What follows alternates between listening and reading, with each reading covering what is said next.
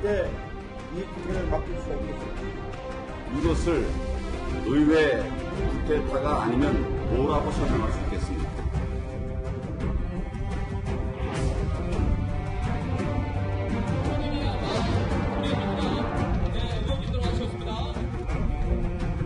내가 웃는 게 아니야. 또 내가 걷는 게 아니야. 이런 분들을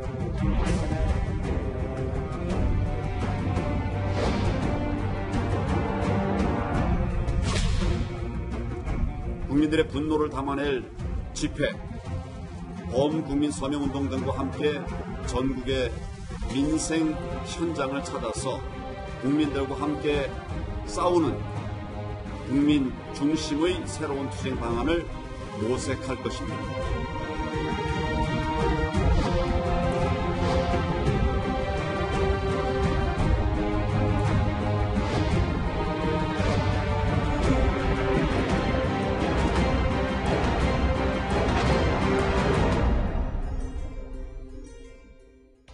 저희가 직접 확인해 보겠다. 패스트트랙 지정을 둘러싸고 치열한 싸움을 벌였던 각 당 대표들이 오늘 노동절을 맞이해서 여의도 공원에 모였습니다. 불과 며칠 전까지 거친 설전과 몸싸움을 벌였던 대표들이 만나 싶을 정도로 표정은 다들 밝아 보였습니다.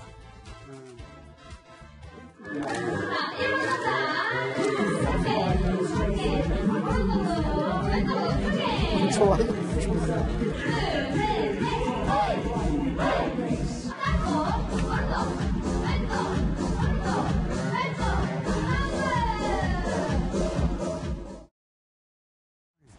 자, 동물국회라는 오명 속에 출발한 패스트트랙 열차. 오늘 그림만 보면요. 극한의 대치를 이어갔던 것이 불과 며칠 전인데 과연 그게 맞나 싶을 정도예요. 정치인들은 참 표정 관리를 잘해야 되는 것 같습니다. 이해찬 당대표는 몸치면은 틀림없는 것 같습니다. 몸치. 예. 오늘 1일 그 노동절이라서요. 예. 한국노총에서 여의도 공원에서 이렇게 노동절 마라톤 대회를 열었고요. 이때 이제 2006년부터 해오던 행사기 때문에 네. 여야 이제 당 대표들이 이제 이 행사에 참석했습니다. 네. 근데 이제 그 이해찬 대표와 황교안 대표가 이제 서로 바로 옆자리에 이렇게 앉아가지고 지금 보시는 것처럼 이렇게 손을 맞잡고 네. 이렇게 다정스럽게 이렇게 대화를 나누고 있는 이런 표정인지 이제 이런 모습이 전해져가지고 이게 어떤 그 포스트 패스트 트랙의 어떤 하나의 계기가 되는 거 아니냐. 그렇죠. 이런 지금 예상이 나오고 있습니다. 네. 어제까지만 해도 이 고발, 형사 고발 문제로 아주 독서를 주고받았던 두 사람이었습니다. 황교안 대표, 이해찬 대표. 그런데 속내는 지금 굉장히 복잡할 거예요. 김태현 변호사님. 그렇죠? 그렇죠. 이제 어쨌든 지금 강경 대치 상황이 계속 되는 거고, 국회는 이제 공전이 되고 있습니다. 여야 모두 부담은 있어요. 그러니까 야당 같은 경우는 먼저 어떤 부담이 있냐면 부정적인 측면만 말씀을 드릴게요.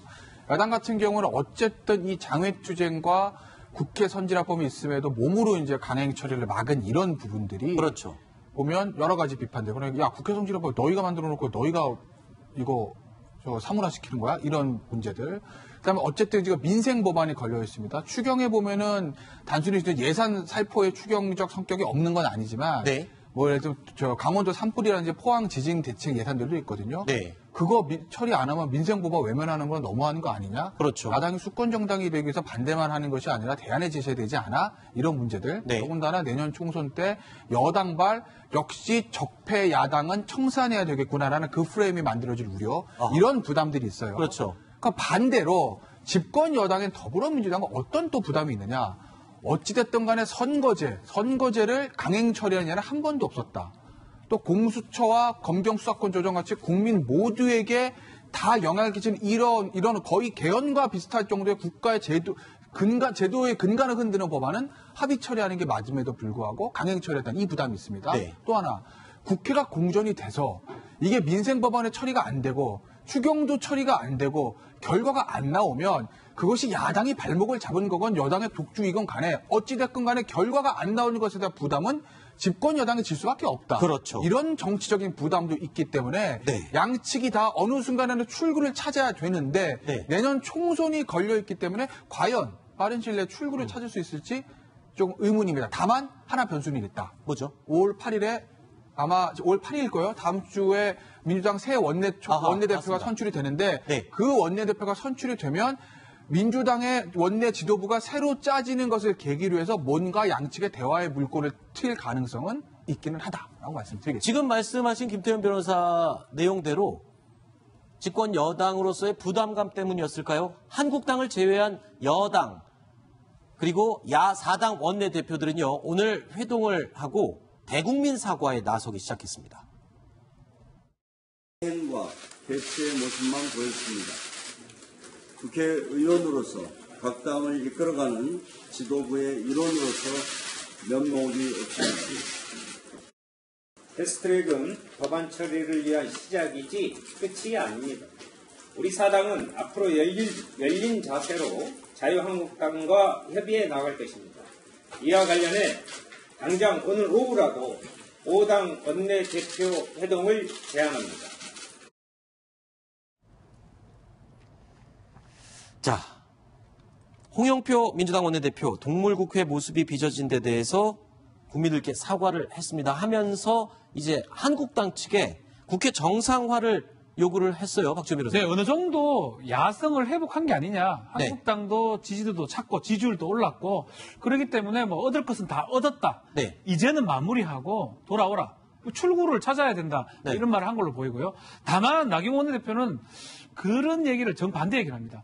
진정성이 없다. 네. 패스트트랙 철회하고 사과를 해라. 그러면 다시 복귀를 하겠다. 그래서 아직까지는 여야 사당하고 자유한국당하고 입장은 좀 달라 보입니다. 근데 당연한 거 아니겠습니까? 여당은 지금 원하는 걸 얻었기 때문에 이제 국회 정상화자라고 나오는 거고 자유한국당, 야당 입장에서는 당연히 지금 본인들만 낙동강 오리알 신세가 되기 때문에 그러니까 또 반대하게 될 수밖에 없겠죠. 이처럼 여야 4당의 국회 정상화 촉구에도 한국당은 투쟁을 계속 이어나가겠다라는 의지를 계속 보이고 있죠.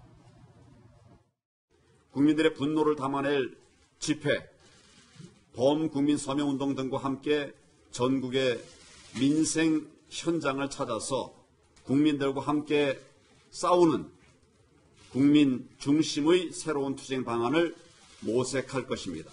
이 정권의 머릿속에는 민생과 경제는 전혀 없고 오로지 선거뿐입니다.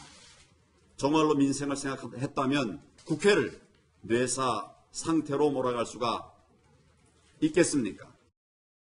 허만수 차장, 예. 한국당이 원래 광화문에다가 천막 쳐놓고 장외 농성을 벌이겠다라고 했었는데 서울시에서 이걸 허락하지 않아서 무산이 됐어요. 대신에 내일인가요?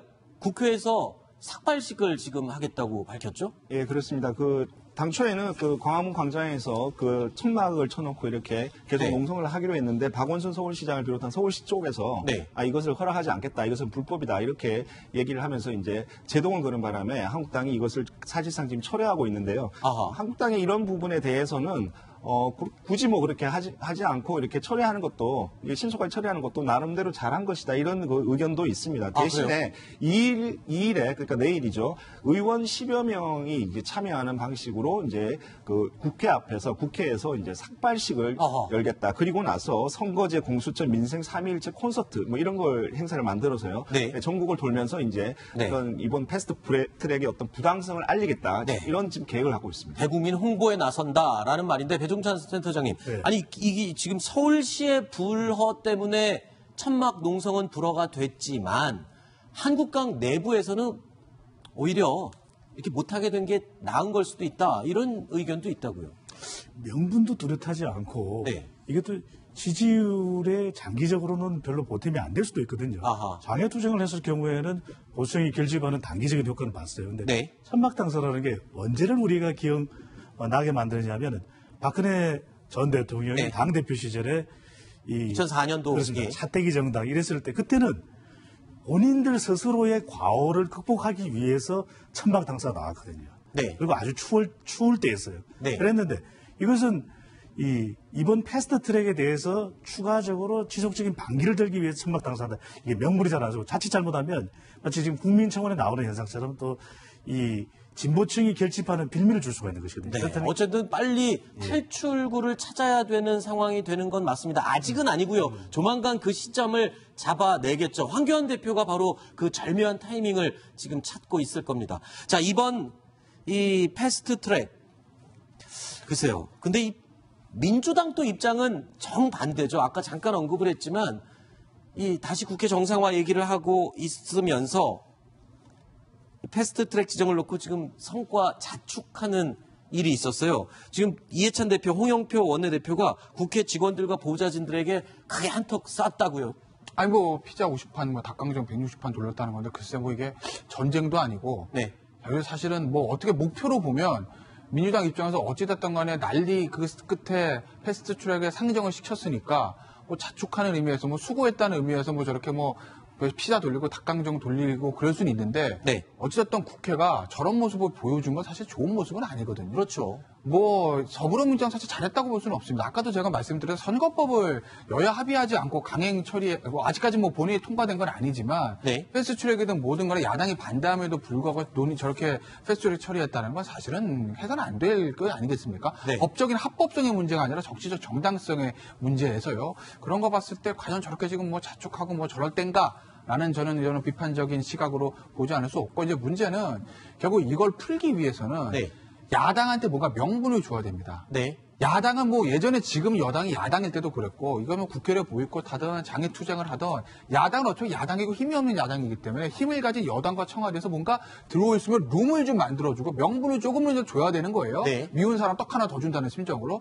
그런데 과연 내년 총선 전략상 청와대와 더불어민주당이 지금 자유한국당을 국회로 돌아올 수 있는 명분을 만들어주기 위한 뭔가를 내줄 것이냐. 아하. 그게 제가 의문이야. 아직까지 모르겠어요. 저도. 여당 입장에서는 계속 야당이 밖에 머물면서 이미지가 조금 훼손되기를 바랄 수도 있겠네요. 이런 거예요. 네. 그러니까 여당 입장에서는 아주 독하게 마음먹으면 양손에 떡인 거. 예를 들어서 공수처가 법안이 통과되고 네. 선거법도 연속 통과되고 지금 패스트트랙 올라간 것들이 다 내년 총선 전에 처리가 되면 그것 나름대로 개혁 입법을 통과시켰으니까 자축.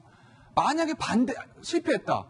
왜 실패했다고 이걸 프레임을 짤까요? 야당 저 야당이 이 선거제 개혁하고 이 검찰 개혁하고 이 정말 이 중요한 개혁 법안들을 야당이 발목 잡아가지고 결국 우리는 못했습니다. 어허. 그러니까 국민 여러분 야당을 시편해 주십시오. 적폐청산은 아직도 끝나지 않았습니다. 이번 총선이 적폐청산 완성입니다. 라는 프레임을 짤 수 있어서 양손에 지금 떡을 들었거든요. 네. 그렇기 때문에 과연 이 대치가 집권 여당이 자유한국당한테 뭔가 좀 룸을 열어줘야 될 텐데 과연 그럴까? 아하. 물론 제가 아까 5월 8일에 새 원내대표가 누가 선출돼서 어떤 방향으로 원내 전략을 수립하는지가 변수라고 하긴 했습니다만 그건 하나의 변수일 뿐이고 큰 흐름에서 과연 집권 여당과 청와대가 이 정부를 어떻게 보고 있는지 네. 제가 그게 좀 궁금합니다.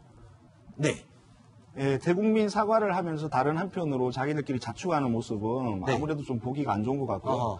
그리고 청와대 청원에서 뭐 한국당 해산이 140만 표, 뭐 민주당 해산이 뭐 20만 표 뭐 이렇게 지금 나왔다고 하는데 정당 해산을 청원한다는 것 자체가 넌센스고 네. 상식에 굉장히 맞지 않은 겁니다. 그렇죠. 그리고 지금 그 민주당 청원을 하려는 만약 보수 쪽에 있는 사람이 그걸 청원에 이제 신청을 하려고 해서 청원에 참가한다면 네이버에다가 이렇게 이제 그 가입을 해야죠. 해가지고 네, 해야 되기 회원 때문에 예, 청와대와 뭐 민주당이 한 몸인데 민주당을 없애자는 그런 청원에 자기의 신분을 드러내면서 그렇게 적극적으로 청원을 하겠느냐. 네. 단순히 이런 숫자를 가지고 봐라. 그래서 그 한국당이 잘못했다. 이런 식으로 여론을 이렇게 조성한다든가 이런 것은 좀 아니지 않느냐 이런 생각이 듭니다.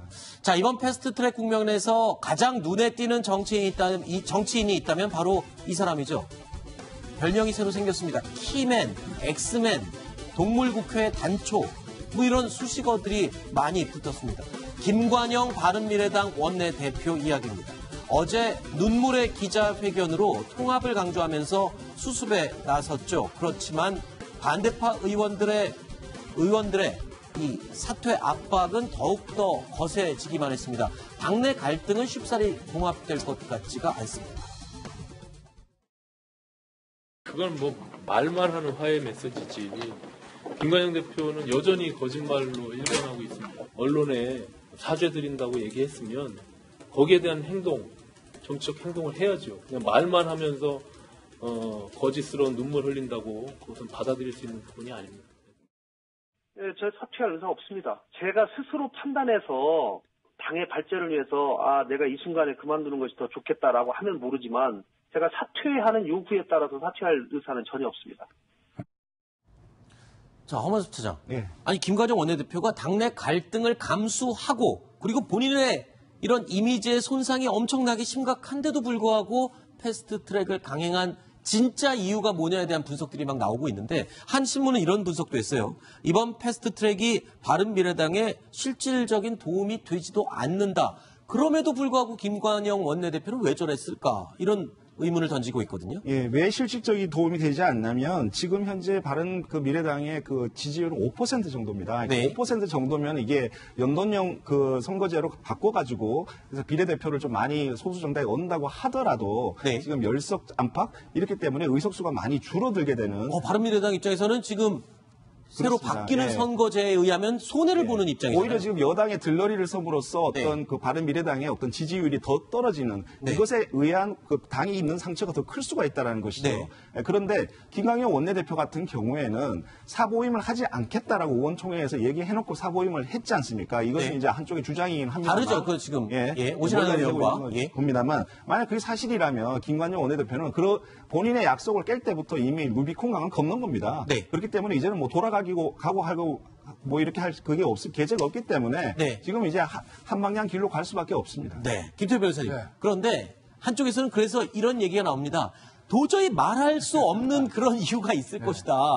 뭐 민주당과의 밀약설도 있고요.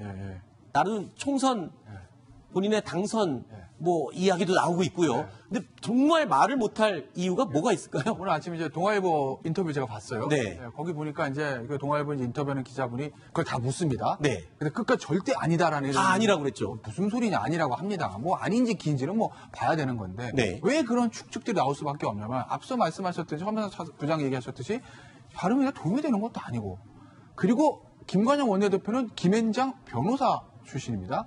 김앤장 변호사 출신임에도 불구하고 이 위법성이 있는 사보임을 강제로 밀어붙였거든요. 본인 법조니까 알거든요. 이거 무리 있는 거라는 걸. 그렇기 때문에 뭔가 사정이 있지 않느냐 나오는 얘기들이 첫째가 이제 총선 문제입니다. 그러니까 이 김관영 원내대표의 지역구는 군산입니다. 네. 호남이에요. 그렇기 때문에 민주당이 혹시 그때 무공천하기로 밀약한 거 아니냐. 이건 제 얘기가 아니라 이미 언론에 보도된 설이에요. 무공천하기로 약속한 거 아니냐는 거랑 총선 밀약설이 하나 있고요. 네. 그다음에 이제 말 못할 사정이라 이것은 김관영 원내대표 개인 비리 문제를 청와대와 더불어민주당 측에 약점 잡힌 것 아니냐라는 썰입니다. 예, 이 부분에 대한 질문에도 김관영 원내대표는 말도 안 되는 소설을 쓰고 있다고 이제 부인을 했어요. 그리고 민주당 입당설도 역시 내년 총선과 맞물려져 가 있는 거죠. 그러니까 정치인들이 모든 행동은 분명히 내년 총선 앞두고 개인적인 이득이 걸려있는 행동을 하는 건데 그렇죠. 지금의 이 김관영 원내대표의 어떤 이 행위들이 본인이 변호사임에도 불구하고 법적으로 약간 위법성이 있는 것들을 바른미래당과 크게 도움이 되지 않는데도 밀어붙였다. 네. 이거 왜일까? 이런 생각들이 자꾸 얘기들이 나오는 거죠. 네. 제가 허만섭 부장께 사과 말씀드리겠습니다. 제가 계속 허만섭 차장이라고 계속 불렀네요. 네, 부장입니다. 허만섭 부장. 자, 그런데요. 김관영 원내대표 이 패스트트랙을 둘러싼 당내 후폭풍들을 잠재우기보다는 오히려 더 키우는 게 아니냐 이런 말도 들립니다. 사퇴 주장을 하는 하태경 최고위원을 향해서 당권에 너무 집착하는 게 아니냐 이런 비판까지 쏟아냈습니다. 그래서 지금 당을 단합해서 하나로 가야 되는데 네. 사실 당시 하태경 최고가 당권에 대한 지나친 집착을 보이면서 손 대표 퇴진 요구하고 같이 최고위원들 같이 동반 퇴진을 요구했거든요. 저는 이 부분은 대단히 지나치다라고 생각을 하고요. 박지민 변호사님. 네. 하태경 의원도 그냥 참지 않았네요. 그렇죠. 헛웃음 나온다. 내가 무슨 당권에 욕심 있느냐라고 얘기를 한 것입니다. 결국 이제 이른바 바른정당계 의원들하고 네. 이제 국민의당 의원들하고 같은 당에는 있지만 사실은 건널 수 없는 강으로 간 것 같습니다. 결국 안에서 계속적으로 퇴진 요구를 하면서 또 지도부 입장에서는 퇴진할 수 없다. 오히려 당신들이 잘못했다. 이런 갈등을 하고 있는 거고요. 뭐 국고 보조금이나 이런 것 때문에 좀 오래 가지는 가겠지만 이런 상황으로 계속적으로 어떤 분란이 일어나는 상황이 연출되지 않을까 이렇게 예상이 됩니다. 자, 이런 가운데 손학규 바른미래당 대표가 주승용 국회 부의장과 문병호 인천시당 위원장을 지명직 최고위원회 임명을 했습니다. 임명을 강행했다라고 표현을 해야 맞을까요?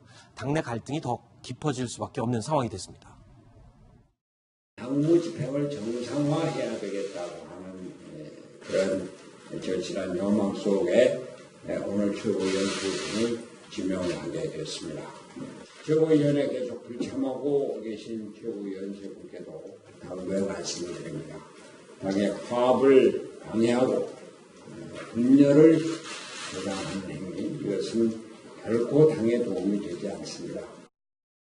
근데 오늘 최고위원회는 정족수 미달로 최고위원회가 성립이 안 됐습니다. 당대표가 당헌당규 위반을 한 것이다. 원천 무효다. 김태호 변호사님. 네. 지금 바른미래당 지명직 최고위원 자리 두 자리가 원래 비어 있었습니다. 그렇죠, 계속 맞아요. 비어 있었는데 갑자기 2명의 최고위원을 지명해서 자리에 앉혔거든요. 네. 어떤 속내와 계산이 있는 겁니까? 손학규 대표. 비어있으면 임명할 수도 있는 거죠. 아, 그래요? 근데 누구를 임명하느냐예요. 네. 왜 이렇게 말씀을 드리냐. 모든 정당에 마찬가지인데 전당대회가 있으면 당대표한테 최고위원들을 지명할 수 있는 지명직 시간 한 2사람 정도 줍니다. 네. 그건 왜 그러냐. 네. 예를 들면 자유한국당을 예를 들면 자유한국당 같은 경우 전당대회 전국 따라서 하면 아무래도 호남에서 세가 워낙 약하기 때문에 호남을 기반을 하고 있는 분들은 다 지도부에 들어올 가능성이 적습니다. 최고위원 당선될 가능성이 낮죠. 그렇죠? 청년과 여성도 낮습니다. 그렇죠. 그렇기 때문에 그런 외연 확장을 위해서 본인들이 약세가 있는 지역과 계층을 커버할 수 있는 사람들을 임명을 하라는 취지로 지명직 최고위원 자리를 2자리를 당대표한테 임명할 수 있는 권한을 주는 거예요. 네. 그러니까 외연 확장의 최고의 목표인 거죠. 예를 들면 더불어민주당 같은 경우는 영남 쪽이라든지 그렇죠. 보수층이라든지 이런 사람들을 지명직 최고위원에 앉혀서 당의 이념적 스펙트럼을 다양하게 하고 외연 확장. 이게 이제 목표입니다. 물론 꼭 정치학적으로는 그렇지만 그렇게 안 한다고 해서 불법은 아니에요. 그렇죠. 그런데 손학규 대표가 처음에 지명직 최고위원 아직 임명 안 할 때만 해도 내년 총선을 대비해서 외연 확장해서 좋은 인재를 끌어들이겠다 이런 원론적인 입장을 언론에 밝혔던 것을 알고 있는데 지금 지명직 최고위원 임명한 걸로 보세요. 네. 주승용 의원하고 문병호 전 의원이죠. 두 분 다 굉장히 훌륭한 분들입니다. 네. 다만 주승용 의원 같은 경우에 호남을 기반으로 하고 계세요. 네. 문병호 의원 같은 경우에 지역구가 인천, 수도권이긴 네. 하지만 어찌됐든 간에 옛 국민의당 계열이거든요. 이 두 분 다, 두 사람 다 그렇죠. 국민의당 계열이고 계열이죠. 지금 반대하는 쪽은 바른정당 계열이고. 그렇죠. 그러니까 외연을 확장하기 위해서는 오히려 바른정당계 사람들의 지명직 최고를 앉히든지 네. 아예 당 밖에서 인재를 찾아왔어야 되는데 호남계 또 국민의당계 의원과 전 의원을 지명직 최고를 앉혔다는 거는 손 대표의 색깔을 좀 강화하겠다. 이제 네. 바른정당계와의 화합은 물 건너간 것 아니냐라는 어떤 선언이 아닌가. 저는 그렇게 봅니다. 그러면 지금 이 얘기대로라면 지금 바른미래당의 바른정당계 의원들과는 이제 완전히 결별하게 되는 거 아닌가? 이런 수순이면? 조금 다른 의미가 있다고 봐요. 앞으로 이제 그래요? 상황이 어떻게 될지는 모르겠는데 이 총선을 앞두고 있기 때문에 내코가 석자입니다. 그러니까 김관정 원내대표도 당 지지율이 워낙 낮다 보니까 더 귀 기울이게 되는 것이 지역구의 여론이거든요. 네. GM 관련해서 지원을 받아야 되죠. 지역 경제도 살아나야 되는. 네. 김관정 원내대표로서는 오히려 패스트트랙 여론을 지역구 여론에 더 귀 기울였을 수가 있는 것이거든요. 네. 또 하나는 이 자기 대선 후보의 영향력이 없잖아요. 만약에 유승민 전 원내대표나 안철수 전 원내대표가 대선 후보 여론조사에서 아주 지지율이 높았다면 이렇게 될 리가 없는 것이죠. 그러니까 이제는 이 더불어민주당이 마치 문재인 대통령 마케팅을 하듯이 이 두 전 대선 후보의 후광을 등에 업을 수도 없는 것입니다. 네. 그러다 보면 결론적으로 주승용, 그 다음에 문병호 이분들이 보면은 독자 생존해야 되는 사람들입니다. 네. 그렇다면 우리 이분들은 독자 생존해야 되니까 김관정 원내대표 또 손학규 대표랑 더 맞추어서 갈 수가 있는 것이죠. 그러니까 그렇게 된다면은 우리가 이야기하는 외연이라는 것은 바른정당이라기보다는 민평당과 합해져서 외연 확대로 볼 수 있겠죠. 알겠습니다. 어느 쪽으로 외연 확장이 될지 좀 더 지켜보겠습니다. 바른미래당 참 내용이 점점 깊어져서 걱정이겠습니다.